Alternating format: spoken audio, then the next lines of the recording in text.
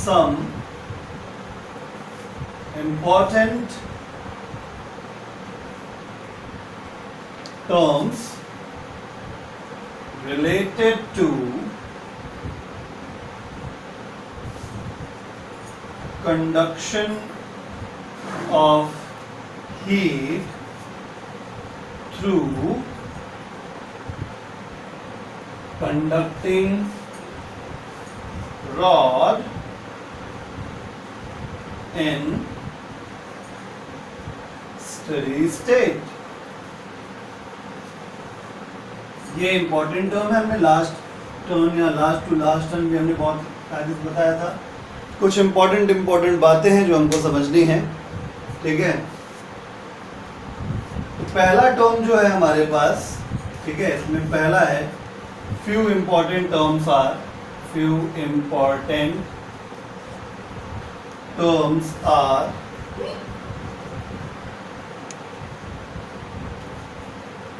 important terms are number one, heat current, number two, temperature gradient,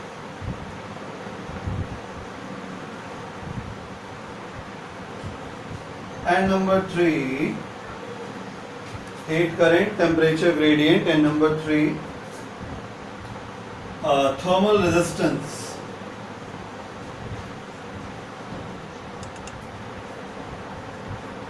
ठीक है, by the way मैंने इन सब के फॉर्मूले वगैरह कल आपको सब बताए थे।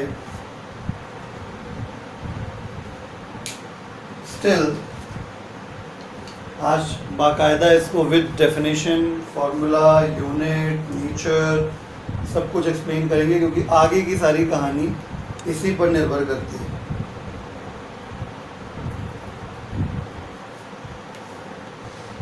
पहला टर्म है हमारे पास हीट करंट, और सब कुछ डिफाइन करना है स्टेडी स्टेट में। स्टेडी स्टेट मतलब जब हम रॉड को हीट करते हुए काफ़ी देर बिता चुके हैं और जो टेम्परेचर है वो हर सेक्शन का अपना अपना कांस्टेंट हो चुका है, यानी फर्दर रॉड किसी भी प्रकार का हीट एब्जॉर्ब नहीं कर रही है,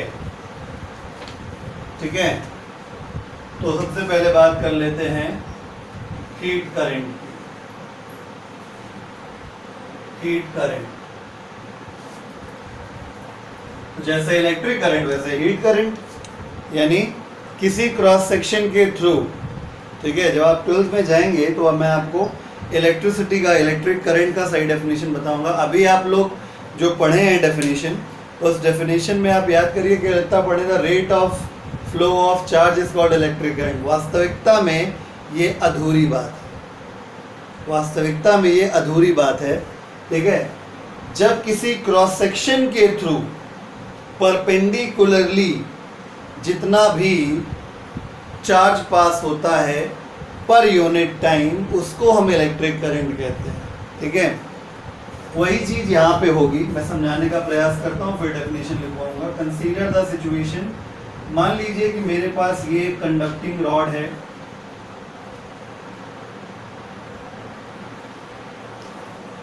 ये TH है यानी हाई टेम्परेचर, ये TL है यानी लो टेम्परेचर, ये क्रॉस सेक्शन है इस तरीके से यहाँ पे, ठीक है। जो हीट है वो हमारी ऐसे फ्लो कर रही है, ठीक है। जो हीट है वो फ्लो कर रही है इस प्रकार से। तो हीट इस क्रॉस सेक्शन के नॉर्मली ऐसे है, सरफेस लाइट हीट जो है वो ऐसे जा रही है, तो इसको बोलते हैं perpendicular to the cross section pass करना, ठीक है। तो कितनी हीट पास करती है perpendicular to the cross section, ये क्रॉस सेक्शन हुआ,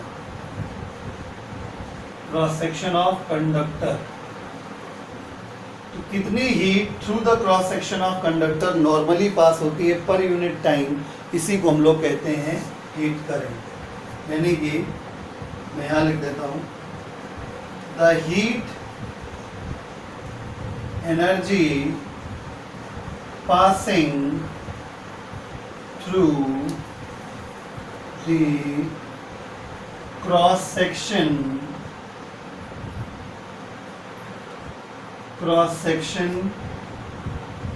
of conductor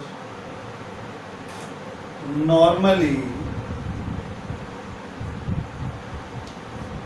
the heat energy passing through the cross section of conductor normally per unit time in steady state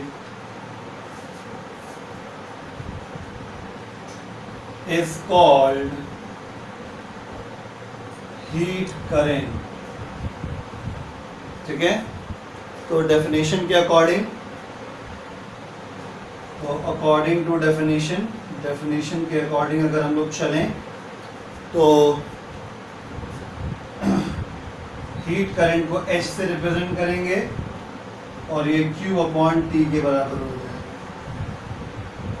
ठीक है, हीट स्केलर है, टाइम स्केलर है, scalar को scalar से divide करने पे स्केलर आता है। यूनिट की बात कर लें तो हीट का होता है जूल SI यूनिट, टाइम का होता है सेकेंड, तो जूल पर सेकेंड। ठीक है, जिसको आप वॉट भी कह सकते हैं। ठीक है, लेकिन आप वॉट कहेंगे नहीं, ये जूल वॉट के बराबर होता है, लेकिन आप वॉट कहेंगे नहीं। कारण वॉट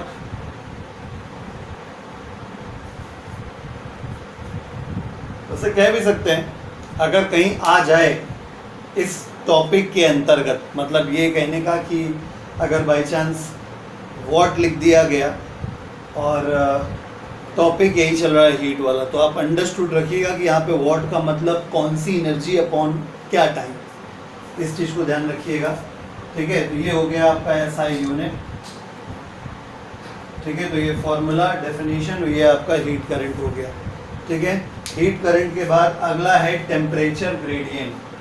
ठीक है, अगला टर्म आता है टेम्परेचर ग्रेडियंट।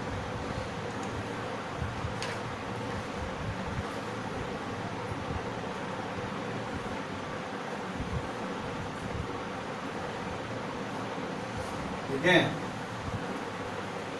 चलिए टेम्परेचर ग्रेडियंट समझ लेते हैं।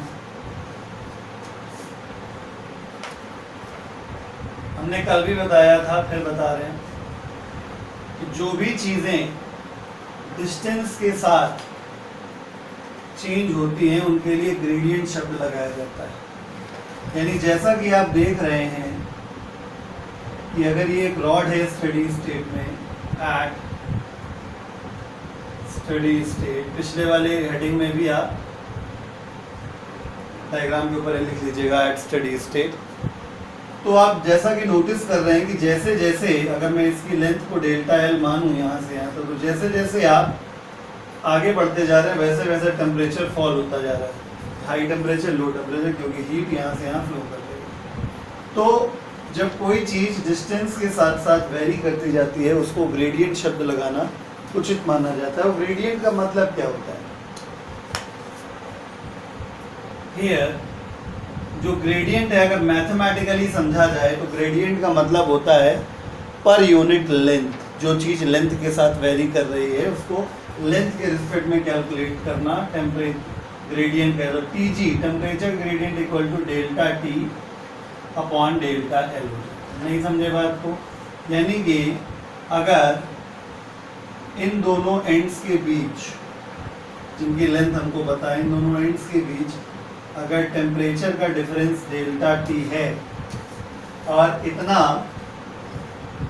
डेल्टा L में हुआ है, मतलब delta T fall in temperature delta L length जाने पर हुआ मिला, तो हम इसे टेम्परेचर ग्रेडियंट कहेंगे।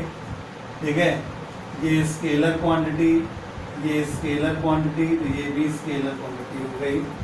ठीक है, और यूनिट की बात करें तो केल्विन SI यूनिट होता है, L मीटर में हो गया, तो केल्विन पर मीटर, ये इसका SI यूनिट है।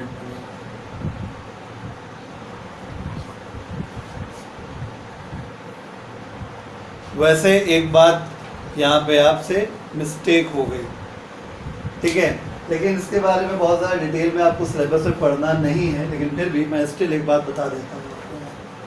मिस्टेक ये है कि यहाँ पे थोड़ा कंट्राडिक्शन है ग्रेडियंट के स्केलर या वेक्टर होने की नेचर के कारण। ठीक है, तो मैं आपको क्लियर कर दे रहा हूँ। ठीक है, बाय द वे पढ़ेंगे आप हायर क्लासेस में। किसी भी स्केलर क्वांटिटी का ग्रेडियंट हमेशा वेक्टर होता है।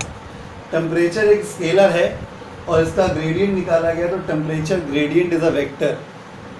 ठीक है, किसी भी स्केलर का ग्रेडियंट, अगले साल भी एक क्वांटिटी आएगी जिसमें पोटेंशियल और इलेक्ट्रिक फील्ड के बीच का रिलेशन होगा, वहाँ भी ऐसे ही होगा। किसी भी, ठीक है, ग्रेडियंट वगैरह आपको बीएससी या बीटेक वगैरह जब आप करेंगे, कोई भी साइंस स्ट्रीम से जब बैचलर डिग्री लेंगे तब आपको पढ़ाया जाएगा।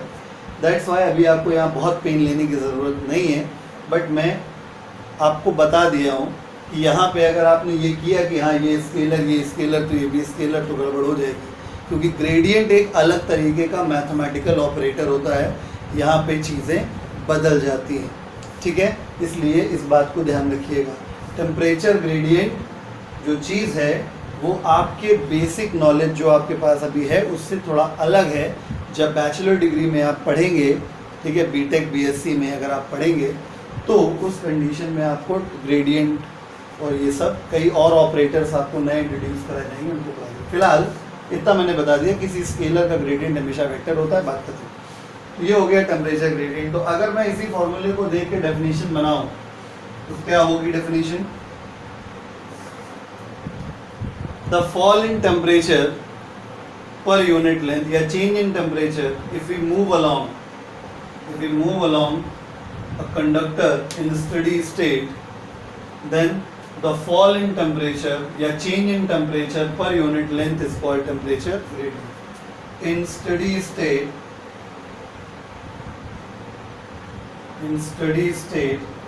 if we move along the length of conductor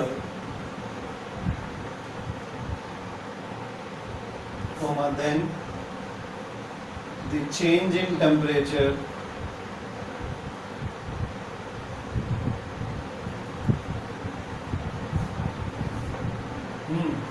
per unit time per unit length is called temperature gradient. ठीक है, ये टेम्परेचर ग्रेडियंट के बारे में हो गया। ठीक है, समझे? टेम्परेचर ग्रेडियंट के बाद अगले हेडिंग जो हमारे पास है वो है thermal resistance. Thermal resistance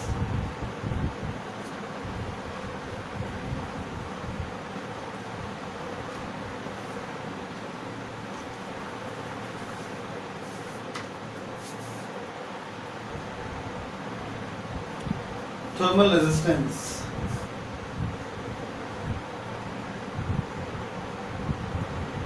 resistance तो हमेशा से वही होता है जो हमेशा से रहा है। The degree of obstruction in the path of flow of, पहले चार्ज हुआ करता था, अब करंट होगा। तो इन स्टेडी स्टेट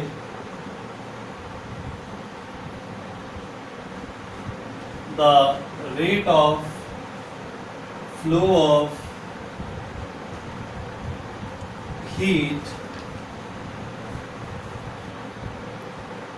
वहाँ पे इलेक्ट्रिक करंट था, यहाँ पे हीट में था। In steady state the rate of flow of heat current, sorry, in steady state the degree of obstruction, the degree of obstruction in the path of flow of heat current is called thermal resistance। ठीक है, तो जिस प्रकार से experimentally बात कर देता हूँ, ठीक है ना, जिस प्रकार से एक्सपेरिमेंटली इलेक्ट्रिसिटी में R equal to V upon I Ohm's law से लगाया था, वैसे ही यहाँ पे RTH हो जाएगा थर्मल रेजिस्टेंस। वहाँ पे V होता था पोटेंशियल डिफरेंस करंट फ्लो होने का कारण।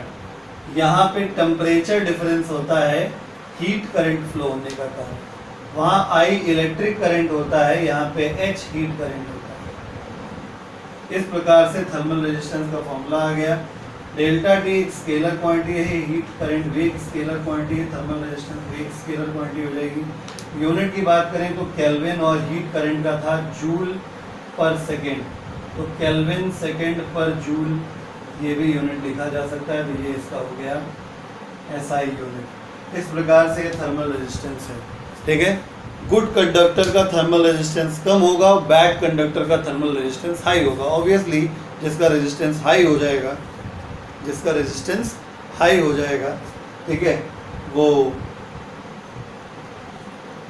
अच्छे से कंडक्ट नहीं होने देगा, यानी बैड कंडक्टर हो जाएगा, है ना।